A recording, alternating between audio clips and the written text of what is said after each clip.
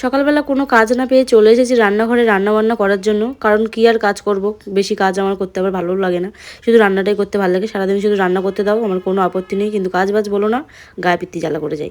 তাই আমি সকাল সকাল চলে আসলাম রান্নাঘরে রান্না করার জন্য, মনটা সারাদিন ফ্রেশ রাখার জন্য। আজ রান্না হচ্ছে উচ্ছে আলু ভাজা, ডিম অমলেট করে, আলু দিয়ে টমেটো দিয়ে ঝোল। ডিম অমলেট টমেটো দিয়ে ঝোল, এটা কার কার ভালো লাগে অবশ্যই কিন্তু কমেন্ট করে জানিও। রান্নাবান্না সারার পরে আমি আবার একটু গ্যাসটা মুছে নিচ্ছি, কারণ আবার এই অগোছালো পড়ে থাকা আমার খুবই একটা বিরক্তকর লাগে দেখতে। তারপরে চলে এসেছি বিছানা তোলার জন্য। এসেই দেখছি বরমশাই ঘুম থেকে কখন উঠে পড়েছে, তাই ভাবলাম বিছানাটা চটপট করে তুলে নিই, কারণ এর পরে আর সময় হবে না।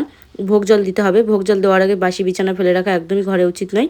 তাই ভাবলাম ঝটপট করে তুলে নিই বিছানাটা। বিছানা গোছাতে আমার বেশি ভালো লাগে। তোমাদের আর কার ভালো লাগে আমার মতন বিছানা গোছাতে অবশ্যই কিন্তু কমেন্ট করে জানিও। নিজের বিছানা তো নিজেকেই গোছাতে হবে, কেউ তো এসে গুছিয়ে দেবে না।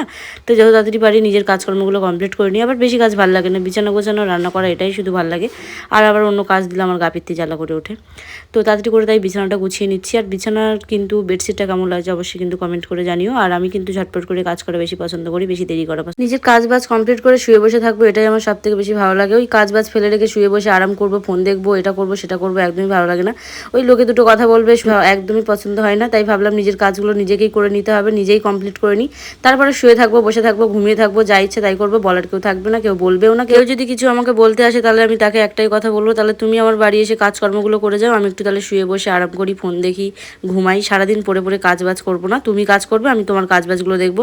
যদি একটু পান থেকে চুন খসেছে তাহলে আমি কিন্তু তোমাকে আবার উল্টো ঘুরিয়ে বলবো, তখন আমি কাজ করবো, তখন তুমি আবার তোমার বাড়ি চলে যাবে, তোমার বাড়ি গিয়ে তুমি তোমার কাজ করো। আমাকে যদি কেউ দুটো কথা না বলতে পারে, তাই আমি সব কাজকর্ম কমপ্লিট করে বসে থাকি। আবার বেশি কাজকর্ম নাই, বিছানা গোছানো আর হচ্ছে রান্না বান্না করা, এগুলো আমি বেশি পছন্দ করি। আবার উল্টো পাল্টা থালা বাসন মাজা বলো বা ঘর বাড়ি পরিষ্কার করা বলো, এগুলো আবার পছন্দ করি না খুব একটা। বিছানাটাই শুধু পছন্দ করি তোলা, বা এই রান্নাবান্না এটাই করি, কারণ আমি রান্নাবান্নাটা বেশি ভালো পারি না, ওই জন্য রান্নাবান্নাটা করতে বেশি পছন্দ করি।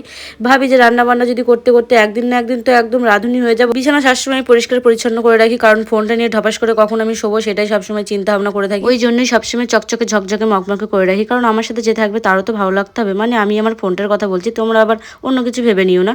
না যাই এবার তাড়াতাড়ি করে চানটা করে, নাহলে কখন সন্ধে হয়ে যাবে, ভোগ জল দেওয়ার হবে না। তিরিং তিরিং করে চলে এসেছি চান টান করে পুজো দেওয়ার জন্য। তো যেহেতু পুজো দিতেই হবে, ঠাকুরকে না খাওয়ালে তো নিজেও খেতে পারবো না, তাই না খেয়ে দিয়ে চলে এসেছি ঠাকুরকে খাওয়ানোর জন্য। যাদের জন্য জীবনে বেঁচে আছি এতদিন ধরে ভালোভাবে সুস্থভাবে, তো তাদেরকে তো আগে সেবা করতে হবে। তাই তাড়াতাড়ি চলে আসলাম পুজো দেওয়ার জন্য। ছুটে ছুটে বাইরে থেকে ফুলটা তুলে নিয়েছি তাড়াতাড়ি করে, না হলে আবার যা জোরে মেঘ ডাকছিল, মনে হচ্ছিল যেন আকাশটা ভেঙে আমার মাথার উপরেই পড়বে। তারপরে পুজো দিতে দিতে হঠাৎই দেখলাম বাইরের দিকে বেরিয়ে এসে ভীষণ জোরে তুমুল জোরে ঝড় বৃষ্টি শুরু হয়ে গেছে। এত জোরে বৃষ্টি হচ্ছে মনে হচ্ছে এক্ষুনি বন্যা যাবে। যাই হোক, ছাড়া বাদ দাও। আমার ভিডিওটি কেমন লাগলো অবশ্যই কমেন্ট করে জানিও।